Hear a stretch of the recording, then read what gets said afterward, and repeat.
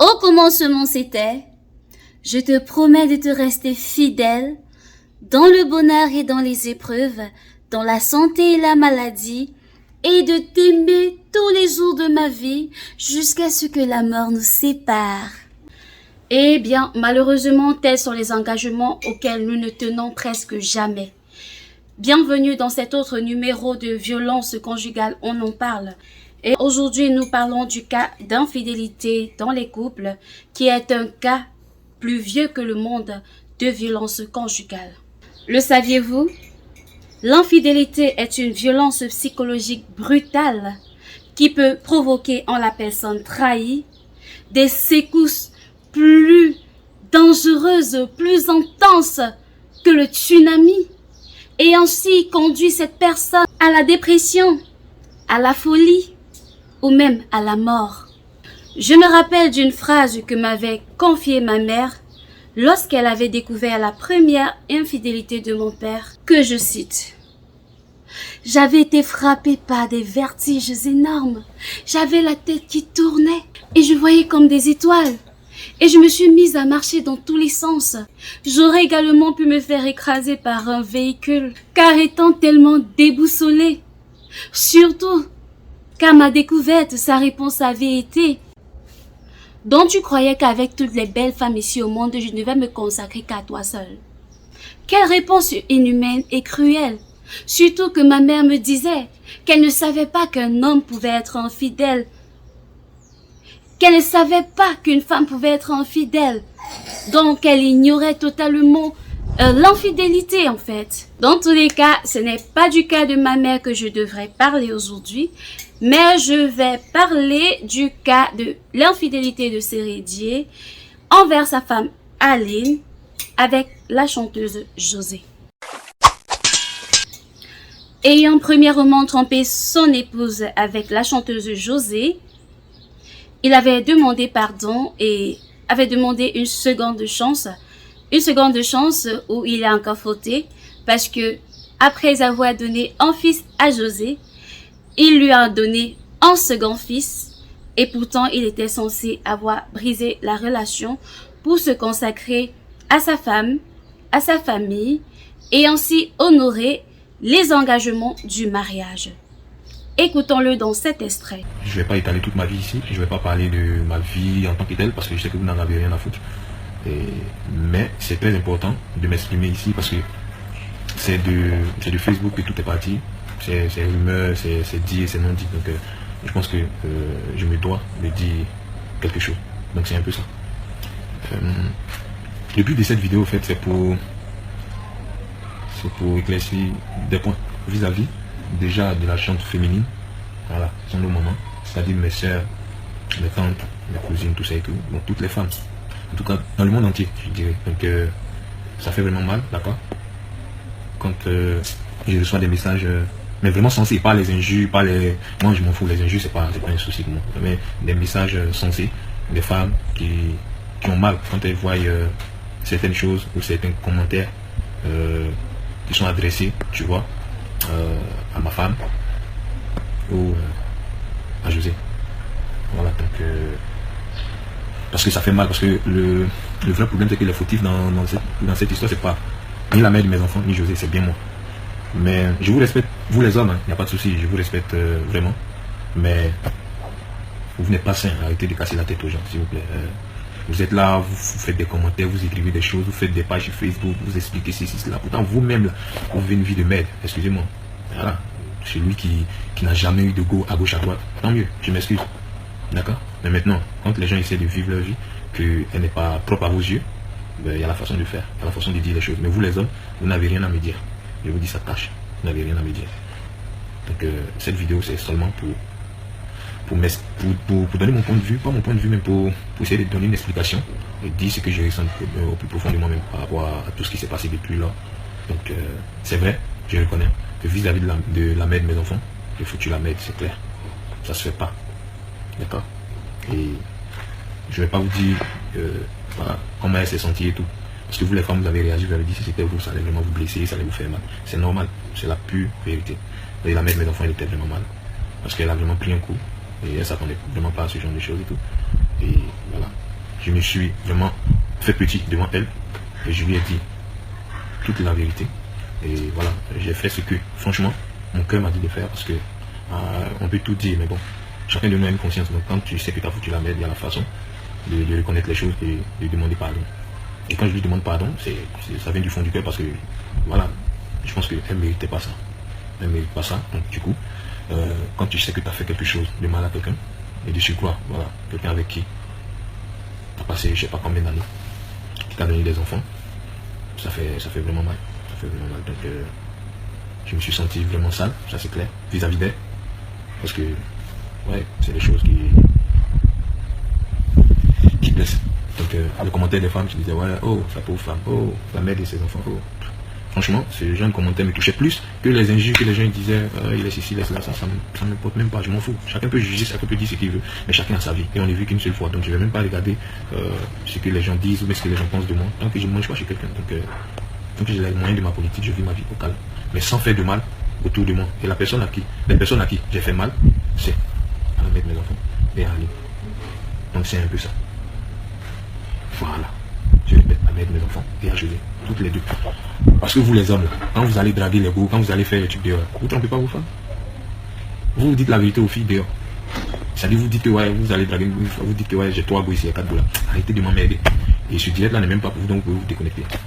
Et voilà, c'est un peu ça. Là je parle à mes mamans et tout ça et tout. Et je suis pas, là je parle maintenant, je suis pas en train de parler en victime. Je suis pas une victime. Je dis ce qui est au fond de mon cœur. C'est un peu ça. Ce qui est dans mon cœur, c'est ce qu'ils sont en train de dire. Et j'attends rien en retour. Et celui qui veut qu'il parle, celui qui veut qu'il se taise. Mais à un moment donné, je pense que, comme je l'ai dit, au début, il faut reconnaître les choses. Et la chose s'est passée publiquement. Donc je pense que, même si j'ai présenté mes excuses et tout, avec mes enfants, je pense qu'à un moment donné, il faut que je le fasse publiquement. C'est pourquoi je le fais publiquement. Aline, je te demande pardon devant Dieu. Je te demande pardon. Voilà, c'est pas quelque chose que j'ai calculé pour te faire mal ou pour t'anéantir. Comme j'ai vécu que vous faites votre sur Facebook, j'ai jamais parlé. Aujourd'hui, c'est parce que ça me tient à cœur de le faire. Voilà. Et tu ne méritais pas ça. T'as dit, je me mets à genoux devant tout Facebook. Où tu as vu des gens t'insulter, tu as vu des gens dire des méchancetés sur ta personne et tout. C'est à cause de moi, à cause de mon mauvais comportement. D'accord. Nul n'est pas fait, tu sais. Comme j'ai dit, tu vois, ce que tu vas faire, il ne faut pas faire à quelqu'un d'autre. Tu comprends? Dans le début, d'accord. Voilà. José n'a jamais su que. Elle savait qu'il avait des enfants, mais elle n'a jamais su que, voilà, je vivais avec. D'accord. Okay.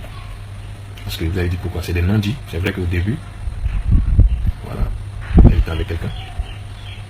Donc moi aussi, j'avais quelqu'un dans ma vie. J'ai dit j'avais quelqu'un, j'ai quelqu'un dans ma vie. Donc du coup, vu qu'elle avait quelqu'un, que moi aussi j'avais quelqu'un dans ma vie, on n'a pas cherché à savoir qui a fait quoi, qui est marié, qui n'est pas marié. C'était pas ça le truc. Et vous les jeunes aujourd'hui, quand vous asseyez devant vos postes pour insulter les gens, surtout vous les hommes, j'ai dit, quand vous allez draguer les filles, c'est comme si vous allez là-bas et vous dites que moi j'ai 2 femmes, j'ai 31 et tout. C'est vrai, il y a des honnêtes. Il y a des gens qui sont vraiment honnêtes, qui disent les choses en face et tout, voilà, mais moi en ce moment je faisais pas partie de ce genre de personnes, voilà, parce que j'ai pas dit. Je lui ai rien dit, elle aussi, c'est clair.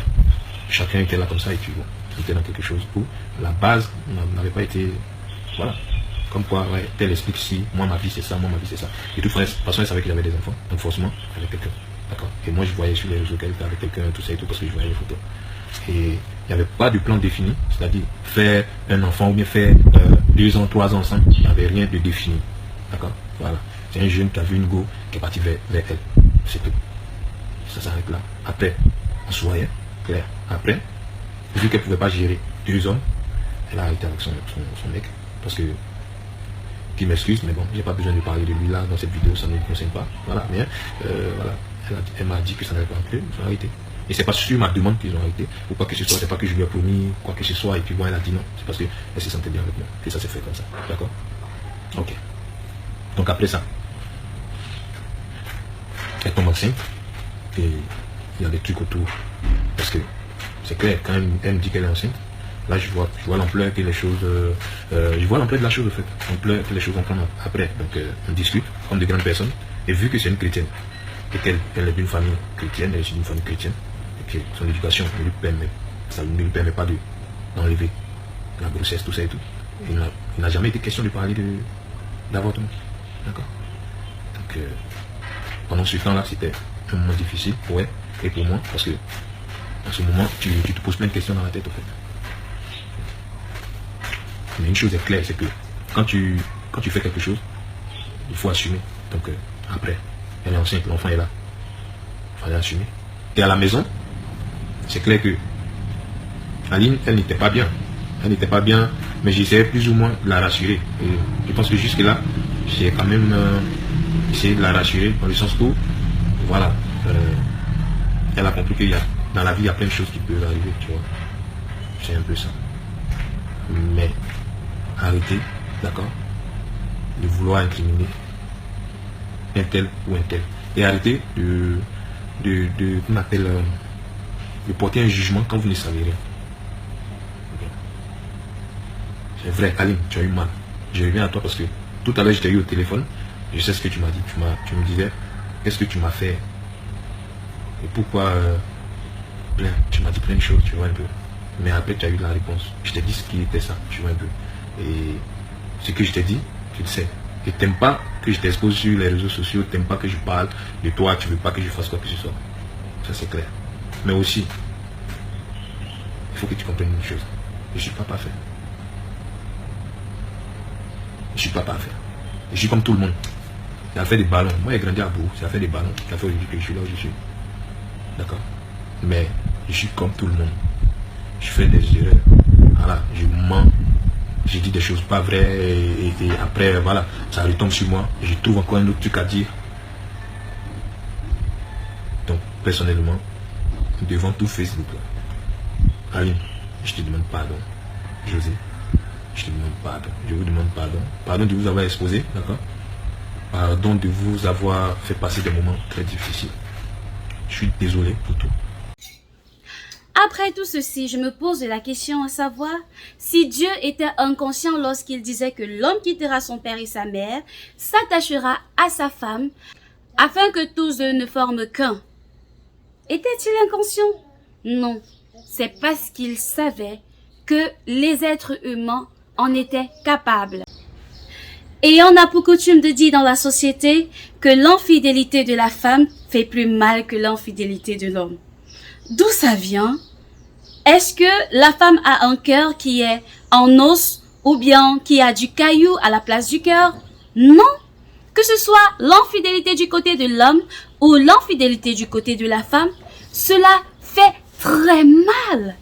Car la personne trahie, peu importe l'homme ou la femme, se sont dévastées et en ressort le plus souvent avec de graves séquelles. Il est donc hors de question de légitimer l'infidélité.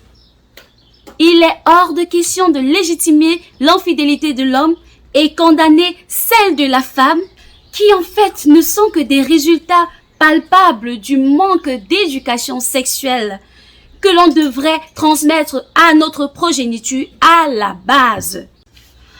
On devrait éduquer nos enfants tant à tous les niveaux de l'éducation qu'au niveau sexuel qui est très important d'ailleurs. On devrait leur apprendre à réguler leurs pulsions, à réguler leurs envies afin qu'ils soient forts mentalement, afin qu'ils adoptent des conditions de vie saines, afin qu'ils cessent de se laisser emporter par leurs pulsions instantogènes. Ce n'est pas pour rien qu'il existe en nous le ça, le moi et le surmoi. Ce n'est pas pour rien que la société a ses règles et d'où l'infidélité est une déviance. Ce n'est pas pour rien que le Seigneur a institué le mariage entre un homme et une femme. Cela dit, nous devons apprendre à contrôler nos pulsions, à réguler nos attitudes, afin d'être en adéquation avec le bon sens. Voici donc un cas. Sérédier, footballeur célèbre international, coupable d'adultère, qui a son droit de réponse, vient remettre sur les rails les personnes qui s'immiscient à sa vie. Justement, les gens s'immiscient à sa vie parce que sa vie est venue se retrouver à Mondovision, sur les réseaux sociaux, et du fait de sa popularité. Les gens ont donc ce droit d'être choqués et de s'indigner devant son irrespect envers sa tendre moitié. Et ce qui m'a le plus marqué, ce qui m'a le plus choqué, ce qui m'a le plus fendu le cœur, est que dans son droit de réponse, dans son ultimatum aux uns et aux autres, il mentionne son épouse comme étant juste la mère de ses enfants, et non sa tendre épouse, et non sa moitié.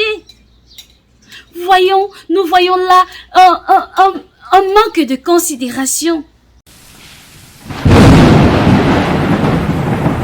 Et d'après mon analyse, il en ressort que ceci n'est pas le mariage d'après la loi institutionnelle divine qui stipule non seulement que le mari doit aimer son épouse comme le Christ a aimé au point de donner sa vie pour elle, mais aussi tout en lui demeurant fidèle, tout en lui étant fidèle et loyal. Lui-même l'a confessé, sa femme en est blessée, et ceci doit avoir des répercussions tant sur sa santé physique que mentale, sans compter qu'elle est exposée aux railleries, aux insultes, aux moqueries, qui pourraient faire en sorte qu'elle puisse sombrer dans une dépression certaine.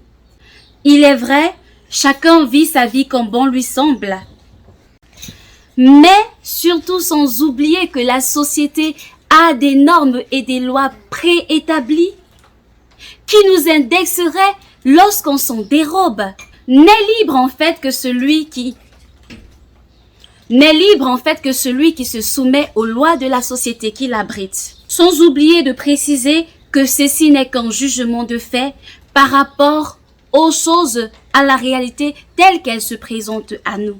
Même si j'aurais aimé que dans son discours, il puisse valoriser un peu plus son épouse pour laquelle il dirait avoir de l'affection, car ceci aurait au moins permis à cette dernière de mieux digérer sa peine. À mon avis, c'est ce que je pense. Mais bon, à elle, je lui souhaite beaucoup de courage, de se forger un mental d'acier pour pouvoir se protéger de l'adversité de la société.